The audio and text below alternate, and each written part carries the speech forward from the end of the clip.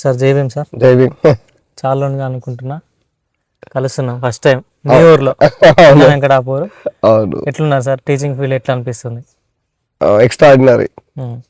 ఎందుకంటే ఈ ప్రపంచంలో ఉన్న వృత్తులలో టీచింగ్ ఫీల్డ్ చాలా అంటే చాలా గొప్ప ఫీల్డ్.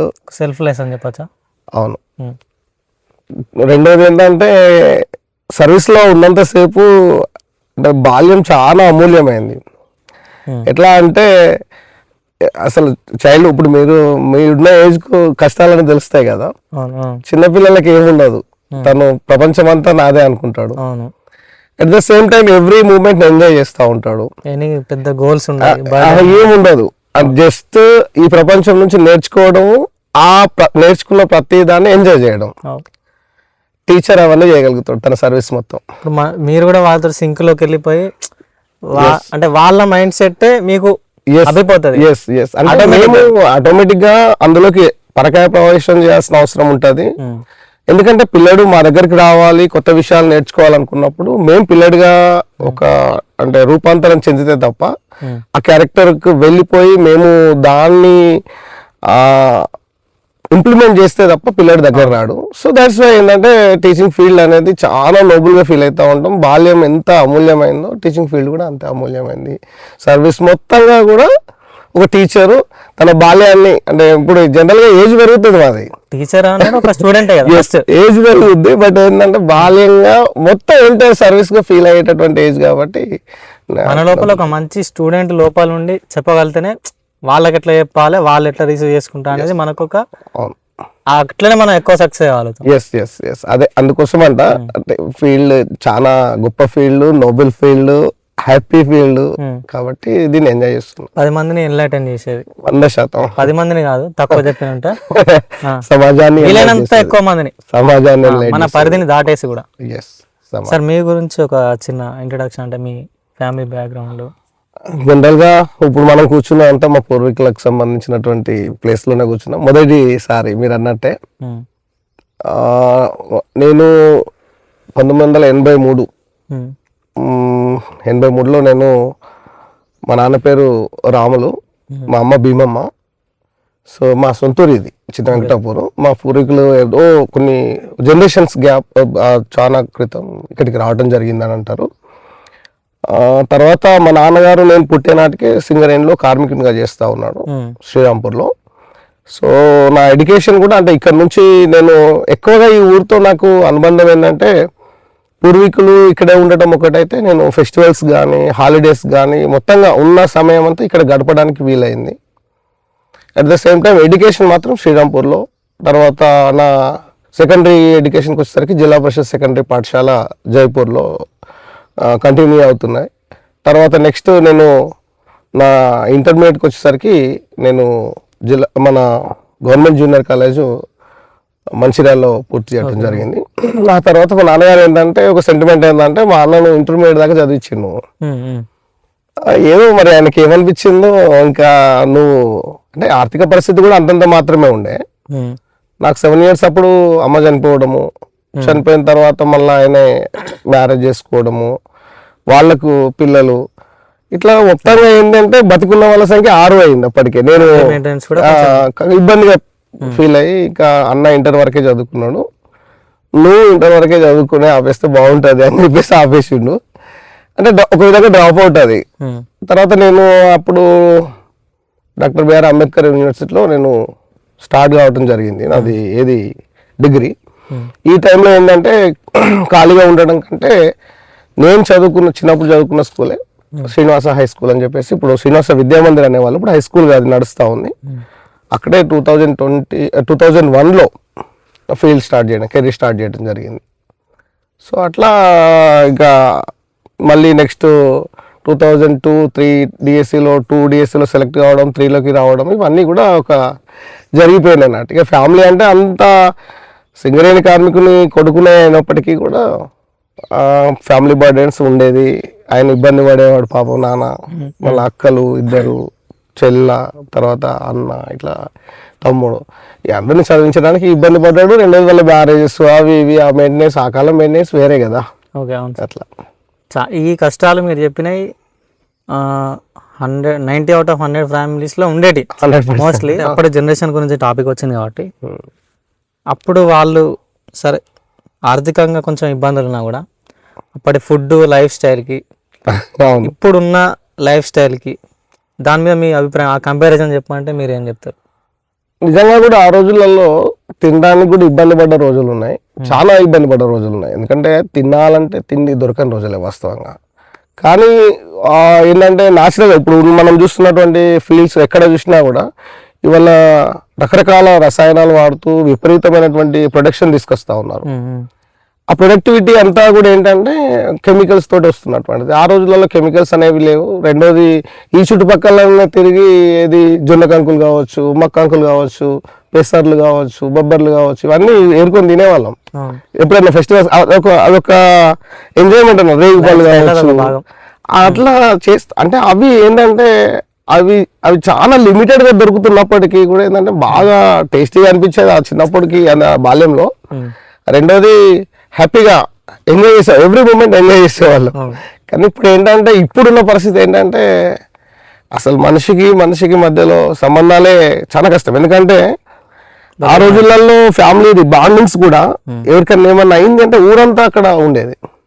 నా చిన్నప్పుడు నేను చూసాను మా ఊళ్ళో ఏ చిన్న అంటే ఒకవేళ ఏదన్నా హ్యాపీ చెడు జరిగింది ఊరంతా ఆ రోజు అసలు కనీసము వంట చేయకుండా అక్కడ ఉండేటువంటి సందర్భం. ఇవాళ ఏముంది, ఎవడు చచ్చిపోయినా కూడా పక్కన పట్టించుకునే పరిస్థితి లేదు. అది ఎట్లా ఉందంటే వీడు చనిపోతే వాడు డోర్ వేసుకొని ఉండిపోతున్నాడు, అసలు వెళ్ళాలనే ఆలోచన కూడా లేదు. కొన్ని రిలేషన్స్ మొత్తంగా కొన్ని అంటే చెప్పాలంటే కొంతమందికి సెంటిమెంట్స్ అటైతే కానీ కొన్ని అనవసరమైన నమ్మకాలు కూడా పెట్టుకుంటారు ఇప్పటికి కూడా. ఇప్పుడు మనం ఇంత డెవలప్ అయ్యి ఇన్ని మనకు అంటే నాలెడ్జ్ కోసం బుక్స్ ఉన్నాయి, ఇంటర్నెట్ ఉంది, ఎంతో ఎవాల్వ్ అవుతున్నాం. అంటే ప్రపంచం అవుతుంది.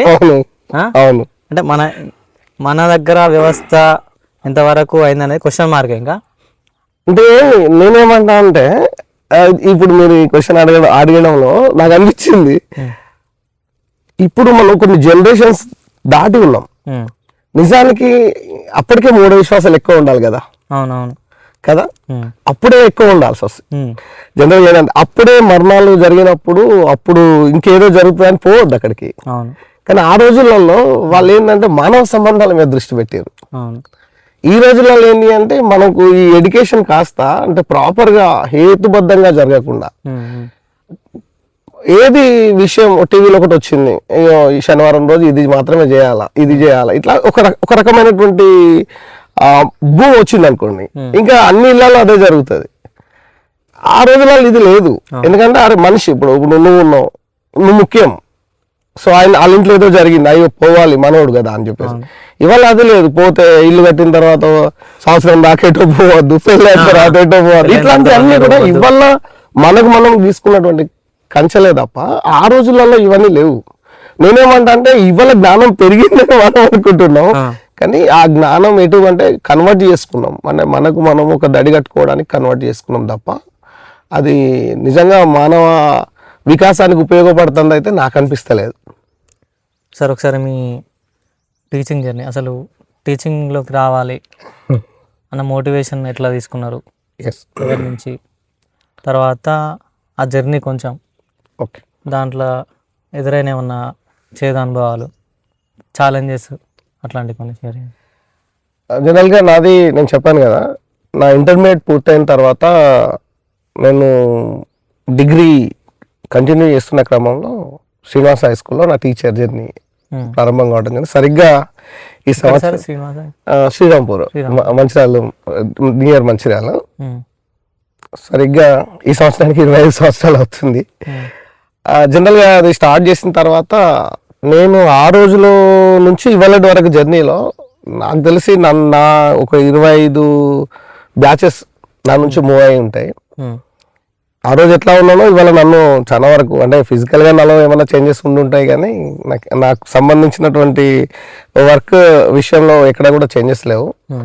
2002 అన్ట్రైన్డ్ డిఎస్సి అనేది ప్రభుత్వం అప్పుడు ఆ రోజులలో ఎస్సీ ఎస్టీ బీసీల కోసం తగినంత మెంబర్స్ లేరు, టీచర్స్ బ్యాక్లాగ్ పోస్టులు ఉన్నాయని చెప్పేసి గవర్నమెంట్ నిర్ణయం తీసుకొని రిజర్వ్ కేటగిరీలో ఎస్సీ ఎస్టీ బీసీలకు సంబంధించి 2002 అన్ట్రైన్డ్ డిఎస్సి వేయడం జరిగింది.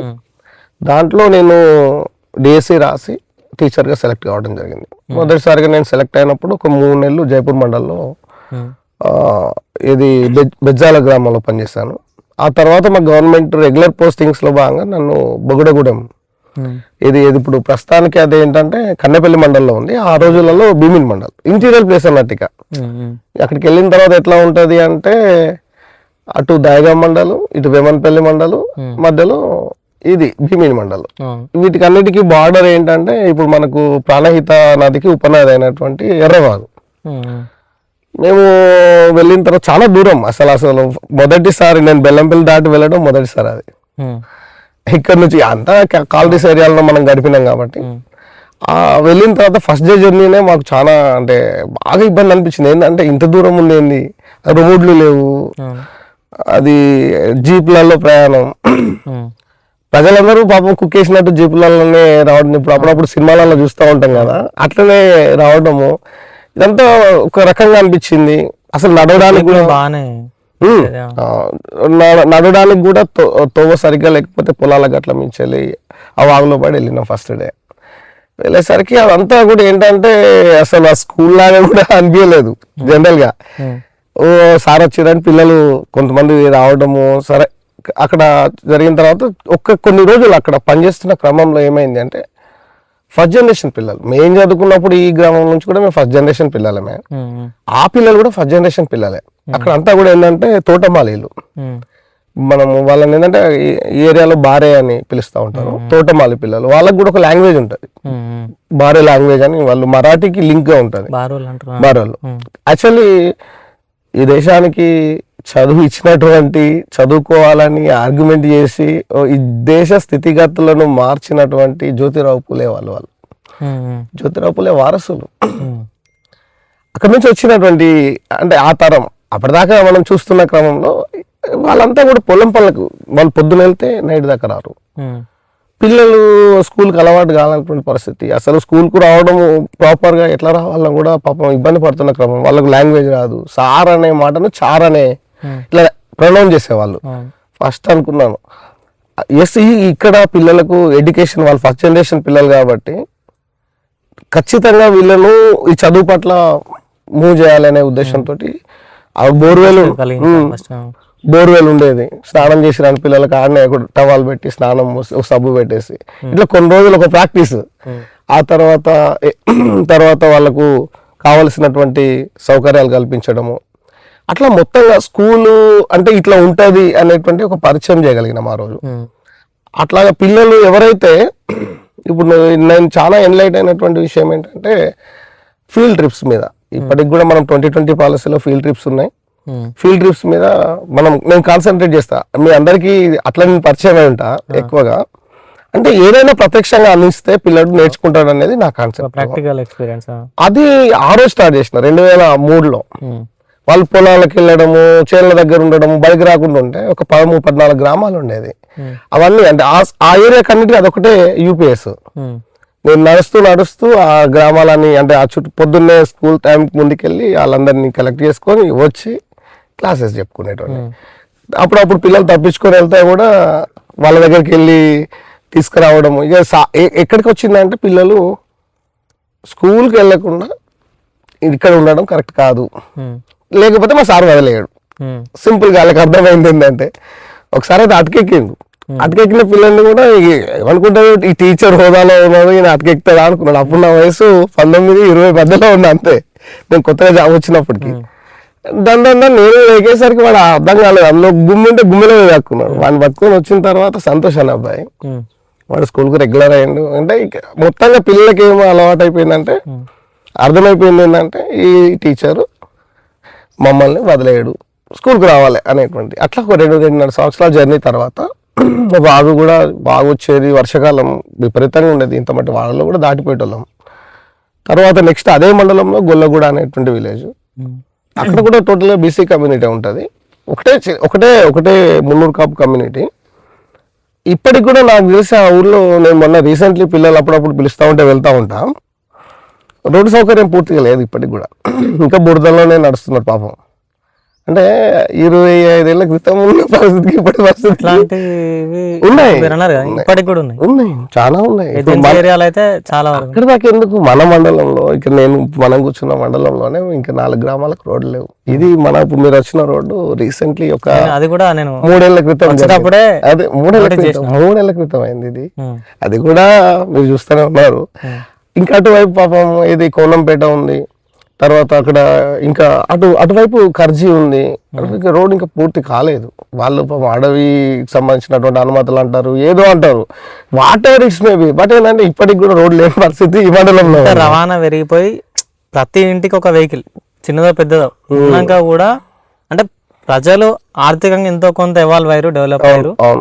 ఈ రోడ్లు మాత్రం అంటే ఇక నేనేమంటా అంటే ప్రజల లేదంటే పాలకుల దాన్ని మనము అంటే ఎదుగుతున్న యువతరం ఆలోచించాలి. అది సరే, అది ఏదో ఒక రోజు అవుతుంది, కానీ అన్ని ఫలాలు ఇప్పుడు 75 సంవత్సరాల రాజ్యాంగంలో దాని విషయంలో కూడా ఎవరిని పూర్తిగా బ్లేమ్ చేయడానికి లేదు సార్. 50-50 గానే మనం చూసుకోవాలి. ప్రజలు చైతన్యం కావాలి, ప్రజలతో పాటు పాలకులు కూడా చైతన్యం కావాలి. అయితే నేను ఎందుకు మనకి ఎందుకు అయితే సార్ వీళ్ళు అయితే ఆటోమేటిక్ గా వాళ్ళ లోపల ఒక భయం అనేది స్టార్ట్ అవుతుంది. అయితే నేను ఏమంటున్నా అంటే, నేను సరిగ్గా నన్ను టీచర్ జర్నీలో మనం గొల్లగూడలో ఉన్నాం కదా, 2005 నుంచి 10 దగ్గర పనిచేసా అక్కడ. అక్కడ ఏంటంటే అప్పుడు ఉన్నటువంటి పాలకులు ఎవరైతే ఉన్నారో అంటే ప్రజాప్రతినిధులు స్కూల్స్ నడవకుండా ప్రయత్నం చేసేది. ఇదేంటనే అర్థం కాకపోయేది అప్పుడు. అంటే మేము బాగా లోతుగా అధ్యయనం చేస్తే వాళ్ళకు పిల్లలు అంటే రేపు రాబోయే భవిష్యత్తు ప్రశ్నించే తరం ఉండొద్దు. ఎట్లా ఉండాలి, ఒక ఓటర్గా చూస్తున్న క్రమంలో స్కూల్ గ్రాంట్స్ వచ్చేది, థింకింగ్ అనేది స్టార్ట్. స్కూల్ గ్రాంట్ వచ్చేది మాకు ఒక 5,000 రూపాయలు వచ్చేది అప్పుడు. స్కూల్ మెయింటెనెన్స్, చాక్ పీసులు, పండగలు, తర్వాత పేపర్లు, తర్వాత ఇట్లా రకరకాల మెయింటెనెన్స్ స్కూల్కి ఉంటుంది కదా. 5,000 రూపాయలు వస్తే దాన్ని ఏం చేసేవాళ్ళంటే రాజకీయ నాయకులు మా డబ్బులు మాకు ఇచ్చేయాలన్నట్టు అడిగేవాళ్ళు. నేను అపోజ్ చేసినాం, నాతో పాటు కొంతమంది టీచర్లు కూడా కట్టుకొని నేను అపోజ్ చేస్తే స్కూళ్ళకి తాళాలు వేయడం మొదలెట్టి, స్కూళ్ళకి ఏంటి ఊరికే లేట్ రావడం లేదు ఏం లేదు. ఆ రోజు ఏంటంటే నాకు చాలా గుర్తు, 2007-8 టైంలో స్కూల్కి తాళం వేసారు. మా స్కూల్ కూడా తాళం వేసారు. నేను 5 నిమిషాలకు 9 అంటే యాక్చువల్ 9కి స్కూల్. ఎప్పుడు నేను ఇప్పటికి కూడా లేట్ వెళ్ళా స్కూల్కు. 5 నిమిషాలు 9కి తాళం వేసారు. నాకు డిఓ అప్పుడు ఆదిలాబాద్, ఉమ్మడి ఆదిలాబాద్ జిల్లా డిఓ ఆఫీస్ నుంచి నాకు ఫోన్ వచ్చింది. డిఓ గారు ఫోన్ చేశారు, ఏమని, మీరు బడికి పోలేదట, మీ బడికి తాళం. సార్ టైం ఎంత అవుతుంది అంటే, చూసుకున్నట్టు మీ ఆఫీస్లో టైం ఉంటుంది సార్ చూడండి అని అన్నా. నేను క్వశ్చన్ చేశా, ఆయనకు ఆ క్వశ్చన్ వస్తుందని ఆయన అనుకోలేదు బహుశా. స్కూల్కి తాళం వేసి నాకు కమ్యూనికేట్ చేశారు, కానీ టైం ఎంత అవుతుంది సార్ చూడండి అని అన్నాను. అంటే 5 నిమిషాలు అవుతుంది. నేను పోయే వరకు ఏముంది, ఆ విలేజ్లో అప్పుడు అదొక గ్రామం కింద హ్యాబిటేషన్ ఉండేది. నేను పనిచేసే ఆ సర్పంచ్ గారు ఉన్నారు, ఎంపీపీ గారు ఉన్నారు, జడ్పీటీసీ గారు ఉన్నారు, ఇట్లా అందరు ఉన్నారు.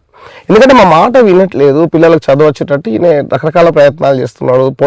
తోటలకు తీసుకెళ్తున్నాడు, పొలాలకు తీసుకెళ్తున్నాడు, బడికి రాని పిల్లలు ఇంటికి వెళ్ళి వాడిని ఎత్తుకొచ్చుకుంటున్నాడు. ఇట్లా చేస్తే రేపు ఏంటి, నువ్వు చదువు వస్తే వీడు క్వశ్చన్ చేస్తాడు అనేటువంటి ఉద్దేశంతో అట్లా చేసిన క్రమంలో విలేజర్స్, నేను అనుకున్నా మరి విలేజర్స్ ఏం చేస్తారు, ఇట్లా తాళం వేసారు కదా. నేను వెళ్ళినా జెండా గద్దె ఉండే బయట, వాళ్ళు తాళం వేసుకున్నారు. నేను జెండా గద్దె మీద కూర్చొని క్లాస్ స్టార్ట్ చేశాను. క్లాస్ స్టార్ట్ చేస్తే అక్కడ వాళ్ళకు వాళ్ళ ఏది గర్వభంగమైనట్టు ఫీల్ అయ్యారు. అప్పుడు కోపంతో వచ్చి నువ్వు ఏం చేస్తావు అట్లా మళ్ళీ డిఓ గారికి ఫోన్ చేశారు. డిఓ గారు తాళం వేసినా మీ టీచర్ ఇక్కడ వచ్చి క్లాస్ చెప్తున్నా అంటే, ఏందా ప్రాబ్లం ఏంటంటే, మీరు వచ్చి చూడండి సార్, భీమిని మండలంలో పరిస్థితులు మీరు చేయండి, మీరు స్టడీ చేయండి, ఇక్కడ రాజకీయ నాయకులు బడులు నడవకుండా ఏం చేస్తున్నారు అని చెప్పేసి అన్న తర్వాత అక్కడ పరిస్థితి ఏం జరిగిందంటే, విలేజర్స్ అందరు కూడా వచ్చారు నాతో పాటు. ఆ రోజు విలేజర్స్ అందరు వచ్చి కేసు పుట్టప్ చేశారు. ఎవరి మీద? రాజకీయ నాయకులందరి మీద. నాకు అనిపించింది, అరే అంటే పని చేస్తే నాకు సపోర్ట్ చేస్తారో లేదో అని అనుకున్నటువంటి సందర్భంలో ఒక 3 వాగులు నాకు వాగులు దాటాలంటే భయం. వాగులు నన్ను చేతులు పట్టుకొని దాటించి పోలీస్ స్టేషన్కి వచ్చేసి, పోలీస్ స్టేషన్లో మా రాజకీయ నాయకులు మంచిగా నడుస్తున్న బడిని క్లోజ్ చేసారు అన్న తర్వాత అప్పుడు డిఓ గారు ఎంక్వైరీ చేసి, ఏమైనా టీచర్స్ తప్పు చేస్తే మాకు కంప్లైంట్ చేయండి, మేము ఎంక్వైరీ చేసి చర్యలు తీసుకుంటాం, కానీ బడులకు తాళాలు వేయదని అఫీషియల్ ప్రొసీడింగ్ తీసుకొచ్చారు. ఎందుకంటే అది ప్రభుత్వం ప్రభుత్వము పిల్లల కోసం నడిపిస్తున్నటువంటి ఒక యంత్రాంగం. మీకేమైనా ప్రాబ్లమ్స్ ఉంటే మీరు దృష్టి తీసుకురావాలి, కానీ మీరే తాళాలు వేయడం కరెక్ట్ కాదు అని చెప్పేసి ప్రొసీడింగ్ అఫీషియల్ అది ఒక విజయంగా భావిస్తాం మేము. ఎందుకంటే బళ్ళకు తాళాలు వేయడం ఏంటి, పని చేయకపోతే పని చేయించుకోవాల్సిన బాధ్యత ఆ గ్రామస్తులది, ఆ నాయకులది. నేను పని చేయట్లేదు, నన్ను పని చేయించుకోండి. నేను అవినీతి పరంగా గవర్నమెంట్ హెడ్ ఎస్ అదే టాపిక్. సో ఇది ఇట్లా ఆ రోజు జరిగింది. అక్కడ నుంచి నేను ట్రాన్స్ఫర్లో నారాయణపేట, మన నెన్నెల మండలం, మన సొంత మండలం నారాయణపేటకి రావడం జరిగింది. సుమారు 14.5 సంవత్సరాలు ఇక్కడ సర్వీస్. మొత్తంగా బంజారా పిల్లలు 90% కంటే ఎక్కువ. వాళ్ళ లాంగ్వేజ్ నాకు రాదు, నా లాంగ్వేజ్ వాళ్ళకి రాదు. మా టీచర్స్ ఏమనేవాళ్ళు, మీరు బడికి వస్తే తెలుగే మాట్లాడాలనేటోళ్ళు. నేను అట్లా కాదు, ఇది కాదు. ఎందుకంటే ఫస్ట్ సెకండ్ పిల్లలు అంటే మనకు 5 నుంచి 7 సంవత్సరాల మధ్యలో ఉంటారు. వాళ్ళు ఇంటికాడ మాట్లాడే లాంగ్వేజ్ ఇక్కడ యూజ్ చేస్తూ ఉంటాం. సో దానికోసం నేను ఒక 1 ఇయర్ తర్వాత 1 ఇయర్లో మెల్లమెల్లగా నేర్చుకొని బంజారా నేర్చుకున్నాను. అట్లా అక్కడి నుంచి స్టార్ట్ అయితే ఆ ఊళ్ళో ఫస్ట్ అనుకునేవాళ్ళు చదువుకుంటే ఏమొస్తుంది, ఎందుకంటే ఒక్క ఉద్యోగస్తులు లేరు, సింగరేణి ఉద్యోగస్తులు ఉన్నారు, ప్రభుత్వ ఉద్యోగస్తులు ఎవరు లేరు. చదువుకుంటే వస్తాయి సార్ మా ఊళ్ళే. అట్లా వాళ్ళు పాపం పొలాల పండు తిరిగే వాళ్ళని ఆమెను తీసుకొచ్చి బడికి తీసుకుని 140 స్ట్రెంత్ ఉండే రోజు. పొద్దున పశువులు పడుకునేటి, అంటే నైట్ పశువులు పడుకునేటి, పొద్దున పశువుల పెంట ఎత్తాలా, కడగాల, చేయాలి. అంటే పోయినప్పుడు అదంతా ఒక బంజారు దొడ్డి లాగా ఉండే బడి. ఇవాళ కార్పొరేట్ స్కూల్ లాగా. పోయే లోపు నీ బడి నుంచి వెళ్ళిపోయి ఏదో ఒకటి చేయాలి. ఆ బడికి నేను ఒక 8 సంవత్సరాలు హెడ్ మాస్టర్గా పనిచేశాను, ఇన్ఛార్జ్ హెడ్ మాస్టర్గా. ఆ టైంలో దేశ స్థాయిలో దాన్ని ఫోకస్ చేయడం జరిగింది. National means come merit scholarship ఒక 10 మెరిట్ స్కాలర్షిప్స్ రావడం జరిగింది. అంటే టెస్ట్ రాసి పిల్లలు తీసుకోవాల్సింది. జాతీయ స్థాయిలో పిల్లలు పోటీ పడితే 10 మంది పిల్లలకు వరుసగా 5 సంవత్సరాలు national means come merit scholarships రావడం జరిగింది. 8th క్లాస్ కంప్లీట్ అయిన వాళ్ళకు, మనకు 8th క్లాస్ చదువుతున్న పిల్లలకు నాకు ఐడియా లేదు కానీ national means come merit scholarship NMMS ఇది. అట్లా 10, అంటే మా దగ్గర ఉన్న స్టాఫ్ కూడా 5 అసలు ఫిజికల్ యూరిన్ వెళ్ళాలంటే బయటికి పిల్లలు సార్లు అందరూ బయటకు వెళ్ళాల్సింది. ఇవాళ ఇట్లా ట్యాప్ తిప్పితే నీళ్ళు వస్తాయి మా స్కూల్లో. ఎట్లా అది గవర్నమెంట్ మొన్న రీసెంట్లీ మన ఊరు మన బడిలో తీసుకున్నది తప్ప, అంతకుముందు మేము, మా టీచర్స్, విలేజర్స్, తర్వాత ఎవరైతే కమిట్మెంట్ ఉన్నటువంటి డోనర్స్ ఉన్నారో వాళ్ళ దగ్గర నుంచి తీసుకొని మేమే స్వయంగా పనిచేసి ఆ స్కూల్ను డెవలప్ చేసుకోవడం జరిగింది. ఇవాళ ఒక్కొక్కరు నేను వచ్చిన తర్వాత అక్కడి నుంచి ప్రభుత్వ ఉద్యోగులుగా వెళ్తా ఉంటే నాకు చాలా సంబరం అనిపిస్తా ఉంది. ఆ రోజులలో పెద్ద మనుషులు క్వశ్చన్ చేసేవాళ్ళు, నాటిన మొక్కలు క్వశ్చన్ చేస్తుంటే వాళ్ళు ఏమొస్తాయి సార్ చదువుకుంటే, కానీ ఇవాళ ఏంటి అంటే ప్రభుత్వ ఉద్యోగాలు వస్తా ఉంటే ఏమొస్తుంది అన్నదానికి సమాధానం వాళ్ళకే దొరికింది. నా సైన్స్ సబ్జెక్ట్ లో నర్సింగ్ అయిపోయిన వాళ్ళు ఉన్నారు, తర్వాత జూనియర్ డాక్టర్స్ గా చేస్తున్న వాళ్ళు ఉన్నారు, పంచాయత్ సెక్రటరీస్ ఉన్నారు, కానిస్టేబుల్స్ ఉన్నారు, ఆ విలేజ్ నుంచి టీచర్స్ ఉన్నారు. ఇంకా రాబోయే కాలంలో అద్భుతాలు సృష్టించడానికి సిద్ధంగా ఉన్నారు చాలా మంది పిల్లలు. సరే, ఇప్పుడు మీరు ఫెసిలిటీస్ దాని గురించి కొంచెం టచ్ అయింది కాబట్టి, ఈ ఫెసిలిటీస్ లేకపోవడానికి అంటే మెయిన్గా ఎడ్యుకేషన్ అనేది ఒక ఫౌండేషన్ బిల్డ్ కావాలి. ఒక పిల్లవానికి, సమాజంలో ఉన్న పిల్లవానికి, ఒక అమ్మాయికి కావచ్చు, వాళ్ళకి మంచి చదువు అందించడం అనేది గవర్నమెంట్ యొక్క ప్రైమరీ రెస్పాన్సిబిలిటీ. ఎడ్యుకేషన్ కావచ్చు, ఒక మంచి సొసైటీ. సో దాంట్లో భాగంగా ఈ ఫెసిలిటీస్ ల్యాక్ అనేది ఉండడము, దాన్ని మీరు ఎట్లా చూస్తారు? నేనేమంటా అంటే వాస్తవంగా హాస్టల్స్ గవర్నమెంట్ గతంలో అంటే నేను హాస్టల్లో సోషల్ వెల్ఫేర్ హాస్టల్లో చదువుకున్నా. SC hostel, social welfare hostel అనుకంటే అప్పుడు ఎస్సీ ఎస్టీ బీసీ హాస్టల్ అనేవాళ్ళు. సోషల్ వెల్ఫేర్ డిపార్ట్మెంటే చూసేది. అది దయనీయమైన పరిస్థితులు, దొడ్డన్నం, పురుగులన్నం, ఇట్లాంటివి ఉన్న సందర్భాల్లో చదువుకున్నాం. 97, 99 దాకా నేను హాస్టల్లో ఉన్నా. చాలా ఇబ్బంది పడ్డాం అప్పుడు. ఇక టాయిలెట్స్ అట్లాంటి విషయాలు అసలు రూమ్లో బయట కూర్చున్న రోజులు ఉన్నాయి, కింద కూర్చున్న రోజులు అసలు ఫెసిలిటీసే లేవు. కానీ నేను ఉద్యోగంలోకి వచ్చినప్పుడు కూడా అది ఫేస్ చేసినాం. అసలు బెంచెస్ లేవు, ఎక్కడ కూర్చోవడం, కింద ఇసుకలో కూర్చోవడం, ఎక్కడ ప్లేస్ ఉంటే అక్కడ కూర్చోవడం, ఇవన్నీ చూసినాం. ఇవాళ పరిస్థితి కొంత మెరుగు అయింది. అంటే వాస్తవంగా ఇప్పుడు ఇవాళ అభివృద్ధి జరుగుతున్నటువంటి క్రమం లోపల సరే ప్రభుత్వాలు కొంతవరకు చూస్తున్నాయి, కానీ చూసేది నేనేమంటే సరిపోదు. ఎందుకు అంటే కూడా కొంచెం అంటే మంచో చెడో క్వశ్చన్ చేసే వాళ్ళు ఎక్కువ అయిపోయారు. అదొకటే. రెండోది ఏంటి అంటే ప్రభుత్వాలు నిధులు మంజూరు చేస్తున్నాయి. ఎంతో కొంత అంటే గతంలో ప్రభుత్వ పాఠశాలకు ఇవాళ ప్రభుత్వ పాఠశాలకు చాలా చేంజెస్ ఉన్నాయి. ఎందుకంటే ఒకప్పుడు బ్లాక్ బోర్డ్ లేనటువంటి స్కూళ్ళల్లో ఇవాళ ప్యానల్ బోర్డ్స్ ఉన్నాయి, అంటే మనం డిజిటల్ బోర్డ్స్ ఉన్నాయి. అంటే వెచ్చిస్తుంది, ఇది వెచ్చించాలి కూడా. ఎందుకంటే ఈ దేశ నిర్మాణము తరగతి గదిలో జరుగుతుంది అనేది మనం చదువుకుంటూ ఉంటాం. ఎందుకంటే ఆల్రౌండ్ డెవలప్మెంట్ ఒక సివిలియన్ తయారు కావాలంటే స్కూల్స్ బాగుండాలి. అదే కదా సార్, ఇప్పుడు ఫ్యూచర్లో మనం తయారయ్యే మన క్యారెక్టర్ ఒక 70-80% ఆ స్కూల్ స్టేజ్లోనే మనం బిల్డప్ అయిపోతాం. అక్కడనే మన క్యారెక్టర్ ఏంది, ఫ్యూచర్లో మన యాటిట్యూడ్ ఏంది అనేది అక్కడనే డిసైడ్ అయిపోతుంది. సో ఇది అనేది ఎవరు స్కూల్స్ లో జరగాలి, ఇది ఇంకా జరగాల్సి ఉన్నది. ఎందుకంటే ఎప్పుడు కానీ విద్య మీద పెట్టేటటువంటి పెట్టుబడి లాభాలు ఏమంటే కనబడాయి. ఇప్పుడు మనం జనరల్ గా ఏంటంటే ఇప్పుడు రోడ్లు బిల్డింగ్స్ అదొక సంవత్సరం లోపు కనబడతాయి, ఒక 3 నెలల లోపు కనబడతాయి, అప్పటికప్పుడే డెవలప్మెంట్ కనబడుతుంది. కానీ ఇక్కడ ఏమైందంటే విద్య అనేది ఆ దేశ పౌరులకు సంబంధించినటువంటి క్యారెక్టర్ని డెవలప్ చేసేది కాబట్టి దాని యొక్క ఫలితాలు చాలా ఆలస్యంగా ఉంటాయి. కాబట్టి అది అప్పటికప్పుడే ప్రతిబింబించే అంశం కాదు. సో ఇవాళ ఇప్పుడు మీరు అన్నారు క్వశ్చన్ చేసే సమాజం వేళ కనబడ్డదంటే దానికి ఎక్కడ పునాది స్కూలే కదా, అంతే కదా. ఇన్ని సంవత్సరాలు స్కూల్స్ సరిగ్గా పనిచేస్తానే కదా. ఏది తీసుకున్నా మీరు అదే ఆ ఫౌండేషన్ అన్నా కదా సార్, అట్లా ఆ ఫౌండేషన్ అదే. అంటే ఇప్పటికీ కూడా స్కూళ్ళలో ప్రాబ్లమ్స్ ఏంటంటే జనరల్ గా మనము గమనిస్తా ఉంటే రూమ్స్ తక్కువ ఉన్నటువంటి సందర్భాలు కనబడతా ఉన్నాయి. తర్వాత టీచర్లు సరిపడా లేనటువంటి స్కూల్స్ కూడా ఉన్నాయి. ఎందుకంటే గవర్నమెంట్ కొన్ని ఏంటంటే కొన్ని నిబంధనలు పెట్టుకున్నది. ఒక ప్రైమరీ స్కూల్ అంటే ఏంటంటే 30 మంది 60 మంది ఇట్లా ఉండాలనేటువంటిది పెట్టుకున్నది. 30 మంది ఉంటే 30 దాటితే 2 టీచర్లను ఇస్తాము, 60 దాటితే 3. ఈ నిబంధన కరెక్ట్ కాదని నాకు అనిపిస్తుంది. ఎందుకంటే ఒక ప్రైమరీ స్కూల్ అంటే 5వ తరగతి దాకా పిల్లలు చదువుకోవాలి, 5 క్లాసులు నడవాలి. తరగతికి ఉపాధ్యాయులు ఇచ్చినప్పుడు, ఎందుకంటే ఇక్కడ పక్కనే ఒక ప్రైవేట్ స్కూల్ ఉంటుంది, 5 తరగతులకు 5 టీచర్లు ఉంటారు. అక్కడ ఏమవుతుంది, వాళ్ళ పిల్లల్ని ఎంగేజ్ చేస్తూ ఉంటాం. మనం ఎంగేజ్ చేస్తున్న క్రమంలో ఏమవుతుంది అంటే ఈ స్కూల్ బాగా నడుస్తుంది అనేది ఒకటి బయటికి ఒక ఫోకస్ కనబడుతుంది. ఇక్కడ గవర్నమెంట్ స్కూల్లోకి వచ్చేసరికి ఒకటే టీచరు మొత్తం 5 క్లాసులు ఒకటే దగ్గర అక్కడ కూర్చొని మల్టీ గ్రేడ్ టీచర్ చెప్పాలా. అంటే ఇప్పుడు ఆశించిన స్థాయిలో అంటే కొన్ని గ్రామాలలో ఉండొచ్చు, ఎక్కువ గ్రామాలలో అంత స్ట్రెంత్ పికప్ చేసుకోవాలి. అది మనము అప్పుడు ఉన్నటువంటి నిబంధనల మేరకు కిలోమీటర్కు స్కూల్ ఉండాలనేది ఆ రోజు ఉన్నటువంటి నిబంధన. ఏది ఆపరేషన్ బ్లాక్ బోర్డ్ అనేటువంటి పథకం వచ్చేటప్పటికి తర్వాత కొన్ని నిబంధనలు పెట్టుకున్నది. ఈ నిబంధనల మేరకు ఏమైంది, మనకు ఇది జరగాల్సి వచ్చింది.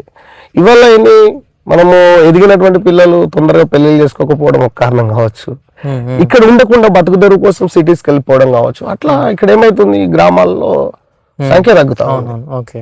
అట్లా ఏమైతుంది, ఈ ప్రభుత్వ పాఠశాల ప్రైవేట్ పాఠశాల పోటీ పడ్డప్పుడు ఉన్న దాంట్లో అంటే ప్రజలకు కూడా ఒక అవేర్నెస్ ఏంటంటే చదువుకుంటే కొంత మంచి డిగ్నిఫైడ్ లైఫ్ దొరుకుతుంది అనేటువంటి ఒక ఆలోచన వచ్చింది. సో దీంతో ఏమవుతుందంటే పిల్లల్ని ఏం చేసైనా చదివించాలి అనేటువంటి ఒక ఆలోచన వచ్చింది. ఇక్కడ గవర్నమెంట్ స్కూల్కి వచ్చేసరికి ఫెసిలిటీస్ తక్కువ ఉంటాయి, ఒకటి టీచర్ కనబడతాడు, 1-2 టీచర్స్ కనబడతా ఉంటారు. సో దాంట్లో మనకు కాబట్టి స్కూళ్ళ పరిస్థితి మనం గమనిస్తా ఉన్నాం. అట్లా అవేర్నెస్ పెరగడం వల్ల కూడా పిల్లలకు చదువు మీద దృష్టి పెడతా ఉన్నారు పేరెంట్స్. కానీ ప్రభుత్వ పాఠశాలలు ఏంటంటే తరగతికో ఉపాధ్యాయుడు కనుక ఉండగలిగితే, ప్రభుత్వం ఆ దిశగా ఆలోచించగలిగితే ఖచ్చితంగా ప్రభుత్వ పాఠశాలలు స్ట్రెంథెన్ అవుతాయి. వాళ్ళు ఇంకొకటి ఏంటంటే ఇవాళ విద్యారంగం మీద మాట్లాడాల్సి వస్తే ఏమవుతుందంటే ప్రభుత్వాలు కానీ లేదంటే సామాన్యమైనటువంటి జనరల్ పబ్లిక్ కానీ సొసైటీ ఏం మాట్లాడుతుందంటే యూనివర్సిటీ విద్య మీనో, హయ్యర్ సెకండరీ ఎడ్యుకేషన్ మీనో, సెకండరీ ఎడ్యుకేషన్ దీని మీద ఎక్కువ ఫోకస్ చేస్తూ ఉంటారు. ఎందుకంటే ఇప్పుడు 10th కాగానే ఇంటర్లో ఏ కోర్స్ తీసుకోవాలి, డిగ్రీలో ఎటు పోవాలి, నువ్వు ఏ గ్రూప్స్ రాయాలి, దీని మీద ఉన్నటువంటి దృష్టి అసలు నేను ఫౌండేషన్ ప్రైమరీ స్కూలే ఫౌండేషన్. నిజంగా కూడా నేనేమంటా అంటే ఒక ప్రైమరీ స్కూల్ టీచర్గా ప్రైమరీ స్కూల్లో గనక వాడు స్ట్రెంథెన్ అయితే ప్రాపర్ గా ఒక 2-3 ఏళ్ళు గనక వాడు ట్రైన్ అయితే స్ట్రెంథెన్ అయితే స్టార్టింగ్ అంగన్వాడీ అక్కడ స్ట్రెంథెన్ అయితే 3 ఏళ్ల నుంచి మనకు ఇప్పుడు ఈసీ ఎర్లీ చైల్డ్ ఎడ్యుకేషన్ అనేది 3 ఏళ్ల నుంచి స్టార్ట్ అవుతుంది. అప్పుడు కనుక అక్కడి నుంచి మొదలైతే వాడు ఒక 5-6 ఏళ్ళు కనుక అక్కడ ఒక యజ్ఞంలో ప్రాథమిక విద్య కనుక కొనసాగితే ఆ పిల్లడు ఫెయిల్యూర్ అనేది ఉండదు, అస్సలే ఉండదు. ఎందుకు అంటే ప్రాథమిక విద్యారంగాన్ని కనుక ప్రభుత్వం ఖచ్చితంగా బలోపేతం చేస్తే రేపు రాబోయే పిల్లలు అద్భుతాలను సృష్టించే పిల్లలు ఉంటారు. ఎందుకంటే ఒకప్పుడు మనం చూస్తూ ఉన్న సైంటిస్టుల విషయంలో అప్పుడు ఈ సైంటిస్ట్ ఇది చేసింది ఇది చేసింది అని మనం చదువుతూ ఉంటాం. ఆ సోషల్ యాక్టివిస్ట్ ఈ సమానత్వం కోసం ప్రయత్నం చేసిన ఇవాళ చాలా మంది సోషల్ యాక్టివిస్టులు తయారవుతారు, సైంటిస్టులు తయారవుతారు.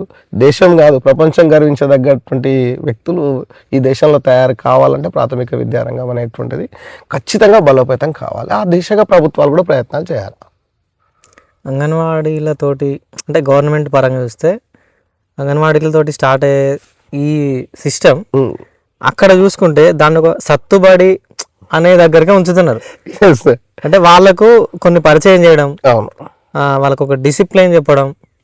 సో అంటే కొంతమంది ఉన్న టీచర్స్ కూడా పాత వాళ్ళు అంటే ఈ జనరేషన్ తగ్గట వాళ్ళని మౌలు వేయలేకపోవడం, అట్లాంటి వ్యవస్థ కూడా కొంచెం వాస్తవంగా ఏంటంటే ICDS ప్రాజెక్టులు ప్రారంభమైనప్పుడు కూడా వాటి ఉద్దేశము అంటే వాళ్ళు ఒక ప్రాజెక్ట్గా స్టార్ట్ చేశారు.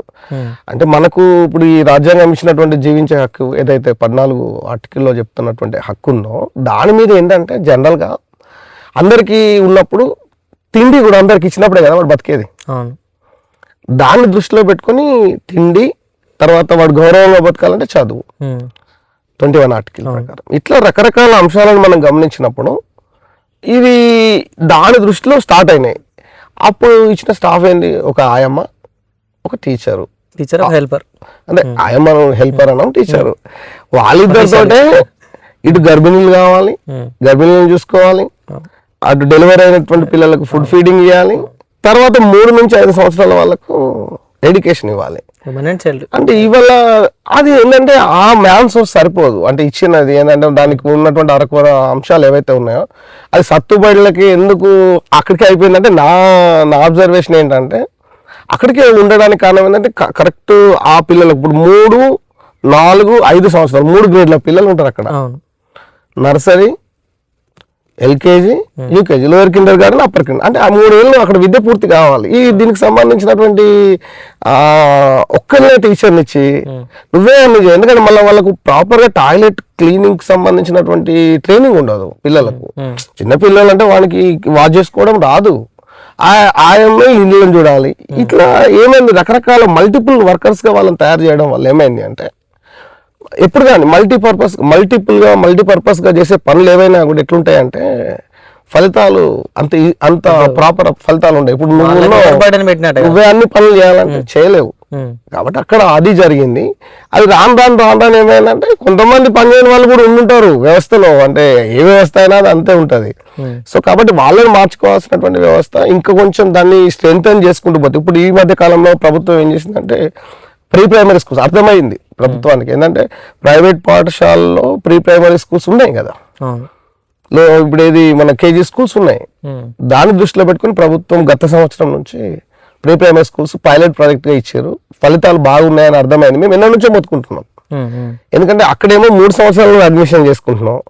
విద్యాహక్కు చట్టం ఏం చెప్తున్నది, నీకు 5 ఏళ్ళు నుండి 6 ఏళ్ల పిల్లని అడ్మిట్ చేసుకోండి గవర్నమెంట్ స్కూల్ అని చెప్తున్నది. 3 ఏళ్ల నుంచి ఒక స్కూల్కి అలవాటైన పిల్లడు 6వ సంవత్సరానికి మా స్కూల్ రావాలంటే ఇబ్బంది పడుతున్నాడు. కాబట్టి ప్రభుత్వం దృష్టి పెట్టింది. ఈ సంవత్సరం కొన్ని పాఠశాలలు స్టార్ట్ అయినాయి. నెక్స్ట్ ఇయర్ కూడా కొన్ని స్టార్ట్ అయితే ప్రత్యామ్నాయంగా 3 సంవత్సరాల తర్వాత పిల్లలు మా దగ్గరకు వస్తే ఏమైందంటే పిల్లలు మేమే కాదు దానికి తగ్గట్టు స్టాఫ్ కూడా ఇవ్వాల్సి వస్తుంది. ఇస్తే ఏమవుతుంది అంటే శిక్షణ పొందినటువంటి ఆ ఉపాధ్యాయులు పిల్లలకు అక్కడి నుంచే స్టార్ట్ చేస్తారు. అక్కడ ప్రాపర్గా నేర్చుకున్న పిల్లడు హైయర్ ఎడ్యుకేషన్ పోయిన తర్వాత ఏముంటుంది, ఇప్పుడు అక్షరాలు తర్వాత నేర్చుకోవాల్సినటువంటి ప్రాథమిక అంశాలు నేర్చుకున్న తర్వాత కొత్త అంశాలు కాన్సెప్ట్స్ నేర్పుతాం. మేము పెద్ద క్లాస్కి పోతే ఏం చెప్తాం, కాన్సెప్ట్ నేర్పుతాం, స్టెప్ పెరుగుతాం, అంతే కాన్సెప్ట్ నేర్పుకుంటూ పోతాం. ఆ కాన్సెప్ట్ అర్థం చేసుకోవడం చాలా ఈజీ అయిద్దని నా అభిప్రాయం. కాబట్టి ప్రభుత్వాలు కూడా దృష్టి పెట్టాలి. ఇప్పుడు మీరు కొన్ని హాస్టల్స్ చూసుంటారు, అంటే కొన్ని చాలా చూసుంటారు గవర్నమెంట్కి సంబంధించినవి. అంటే చాలా న్యూస్లో మనం చూసే ఉన్నాం. అంటే దాంట్లో దాచిపెట్టడానికి ఏం లేదు. హాస్టల్స్లో పిల్లలు పడే ఇబ్బందులు, అంటే గవర్నమెంట్ వ్యవస్థ అంటే ఇట్లా ఉంటుంది అనే దానికి దాంట్లో ఏమన్నా అంటే ప్రాక్టికల్ ఏమైనా చేంజ్ ఉందా? ఇప్పుడు మీడియాలో మనకు కనబడుతున్న దానికి, పేపర్లలో చూస్తున్న దానికి అదే రకంగా ఉందా ఎక్కువ శాతంలో? నేను ఏమంటానంటే నేను కూడా హాస్టల్ చదువుకున్నాను చెప్పాను. ఆ రోజుకి ఈ రోజుకి పరిస్థితులు చాలా మెరుగ్గానే ఉన్నాయి. కానీ ఇంకోటి చైతన్యం పెరగడం వల్ల ఏంటి అంటే ప్రతి చిన్న విషయాన్ని బయటికి ఫోకస్ అవుతా ఉంది. ఇప్పుడు వివక్షలకు సంబంధించిన విషయం మనం ఆలోచించినప్పుడు గతంలో వివక్ష కంటే ఇవాళ వివక్ష ఎక్కువ ఉన్నదా? అంటే కొంత రూపం మార్చుకొని పనిచేస్తుంది కావచ్చు, కానీ ఇవాళ బయటికి ఎక్కువ వస్తుంది. ఎందుకంటే ప్రశ్నించే తరం పెరిగింది ఒకటి, ప్రజల్లో చైతన్యం పెరిగింది ఒకటి, మీడియా కూడా పెరగడం జరిగింది. సో ఇట్లా ఏంటంటే ఇప్పుడు ప్రభుత్వ హాస్టళ్లలో ఎప్పుడు పరిస్థితులు చూస్తే అంటే ఒక్కొక్క రకం ఇక్కడ ఏంటంటే బీసీ హాస్టల్స్కు, ఎస్సీ ఎస్టీ ఇట్లా హాస్టల్స్కి ఏమవుతుందంటే ఒక ప్రత్యేకమైన బడ్జెట్స్ ఉంటున్నాయి. ఒక్కొక్క రకమైన దానికి ఒక్కొక్క బడ్జెట్ ఇవ్వడం జరుగుతుంది. అదే ప్రభుత్వ పాఠశాలలో చదువుకునే పిల్లలకు ఏంటంటే ఒక రకమైన బడ్జెట్. ఇప్పుడు మా స్కూల్ పిల్లడికి ఒక రోజు తిండి పెట్టాలంటే వాళ్ళు బియ్యం వాళ్ళే పంపిస్తారు. ఇప్పుడు ఈ మధ్య కాలంలో మారిన రేట్స్ ప్రకారం 6 నుంచి 7 రూపాయల మధ్యలో ఒక రోజుకు. ఒక 100 మంది పిల్లలు ఉంటే 700 రూపాయలు ఖర్చు పెట్టాలి. ఈ 700 రూపాయలలో వాడికి కావాల్సినటువంటి ఎగ్ కాస్ట్ ఎంత అండి? వాళ్ళ ఎగ్ కాస్ట్ 8 రూపాయలు బడ్జెట్ అలొకేషన్. అవునా? అక్కడ 7 రూపాయలలో వాళ్ళు ఇచ్చేటటువంటి ఎగ్ కాస్ట్ 4 రూపాయలు. అంటే ఇట్లా ఏమైతుందంటే ఒక రకంగా అంటే వాస్తవానికి కొంత దూరం ఉండడం వల్ల ప్రాక్టికల్ ఎట్లా పాసిబుల్ సార్?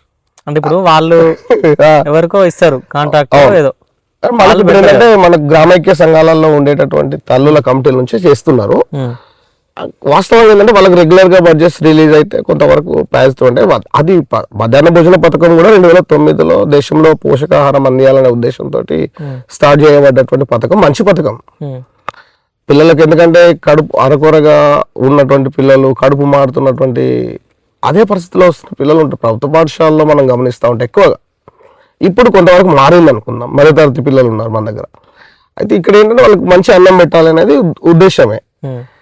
కానీ ఏమైతుందంటే ఇంకా ఆ బడ్జెట్ సరిపోదు. వాళ్ళు అనుకున్న మెనూ ఇస్తారు, వెజ్ బిర్యానీ పెట్టాలి ఒక రోజు, ఎట్లా సరిపోదు? సరిపోదు ప్రాక్టికల్ అంటే అనుకున్నంత ఫుల్ఫిల్ గా మనము అదే నాణ్యతతో ఇవ్వాలంటే సరిపోయేది వాస్తవంగా కాదు. క్వాలిటీ అనేది తగ్గుతుంది వాస్తవంగా. నేను ఓపెన్ గా మాట్లాడాల్సి వచ్చిన అంశం వచ్చింది ఏంటంటే ఇంకా బడ్జెట్ కనుక పెరగలిగితే ఏమైందంటే మళ్ళీ వాళ్ళకి కూడా ఏంటంటే వాళ్ళకి ఇచ్చే జీతాలు కూడా అరకొర జీతాలు పాపం. మొన్నటి దాకా ఇంకా 1000 రూపాయలు, ఇప్పుడు 2000 ఇస్తున్నట్టున్నారు. అది అంటే ఏదేమైనా కూడా నేనేమంటా అంటే వాళ్ళకు ఒక ప్రిస్క్రైబ్డ్ రెగ్యులర్ ఎంప్లాయీ లాగా కనుక తీసుకుంటే వాళ్ళకి భయం పెరుగుతుంది. నువ్వు ఇచ్చేటటువంటి ఫుడ్ ఐటమ్స్ అవన్నీ కూడా పెరిగే అవకాశం ఉంటుంది. అంటే ఇవన్నీ సమస్యలు ఎట్లా అంటే లోపలికి పోతా ఉంటాయి, కొత్తగా కనబడతా ఉంటాయి. ఇప్పుడు బయట అక్కడక్కడ ఇప్పుడు స్కూల్స్ కొన్ని ప్రాబ్లమ్స్ కనబడుతూ ఉన్నాయంటే అంటే సౌకర్యాలు ఏమి అనేది ప్రభుత్వము చూసుకుంటూనే దాన్ని ఇంప్లిమెంట్ చేస్తున్నటువంటి వ్యవస్థలు ఏవైతే ఉన్నాయో కింద మేము ఉంటాం, హాస్టల్ వార్డెన్స్ కావచ్చు, టీచర్స్ కూడా. మీరు చెప్పిన కాస్ట్ ప్రకారం చూస్తే ఎవరైతే వాళ్ళు చెఫ్స్ వంట వాళ్ళు ఉంటారో అంత సీరియస్ గా తీసుకోవడానికి స్కోప్ కూడా ఉండదు కదా. అంటే అటు సీరియస్ గా వాళ్ళు తీసుకోవడానికి అప్పులు చేసి తీసుకొస్తా ఉంటారు. అదే సార్, అదొక భాగం. అయితే టీచర్స్ గా ఫోర్స్ చేయాలంటే మేము కూడా ఏంటంటే మానవీయ కోణంలో ఆలోచించినప్పుడు ఏంటంటే వాళ్ళకి పాపం డబ్బులు ఎక్కడి నుంచి వస్తాయని కొన్ని సందర్భాలు. ఇప్పుడు నాలాంటి స్కూల్స్, ఇప్పుడు నేను ఇంతకుముందు 60 స్కూల్ పనిచేసినప్పుడు మేమే వాళ్ళకి సరుకులు తీసుకొచ్చి ఇచ్చేవాళ్ళము. అప్పుడప్పుడు ఎప్పుడు డబ్బులు వస్తే అప్పుడు మాకు ఇచ్చేవాళ్ళం. అంటే ఇట్లా కొన్ని స్కూళ్ళల్లో చాలా టీచర్స్ చేస్తుంటారు. ఎందుకంటే అది మంచి ప్రోగ్రామ్ వాస్తవంగా. ఎందుకంటే పిల్లలకు ఆకలి తీర్చడం, ఎందుకంటే వాడు కడుపు నిండినప్పుడు మంచి చదువుకోవడానికి వీలవుతుంది. ఇట్లా జరుగుతూ ఉంది. చూద్దాం, అంటే మార్పులు జరుగుతున్నాయి. ఇంకా రాబోయే కాలం ఇంకా ప్రభుత్వం వాటి మీద దృష్టి పెడతాని అనుకుందాం. ప్రభుత్వం 2047 అంటుంది డెవలప్మెంట్, 100 years టార్గెట్ అంతే కదా సార్? 47లో భారతదేశము చాలా పెద్ద దేశం, మీకు తెలియదు కాదు. చరిత్రను చదువుతున్న కొద్దీ కొత్త దేశం. ఎట్ టైం మనకు రిసోర్సెస్ కూడా చాలా ఉన్నాయి. చాలా రిసోర్సెస్ ఉన్నాయి. చాలా వెర్సటైల్ కంట్రీ. చాలా ఉన్నాయి, విభిన్నమైన అంశాలు ఉన్నారు. ఇప్పుడు 75 సంవత్సరాలు అయిపోయింది. ఇంకా ఇప్పుడు మీరు అన్నట్టు 40 ఎస్ అంటే మనకు రాజ్యాంగం విషయం మాట్లాడా. ఓకే, 100 సంవత్సరాల కల్లా డెవలప్మెంట్ వాళ్ళకు ప్రతిపాదిక పెట్టుకున్నారేమో. అంటే కొన్ని అనుకున్నట్టు అంటే చాలా రంగాలను తీసుకున్నప్పుడు వాళ్ళు అనుకుంటున్నారేమో.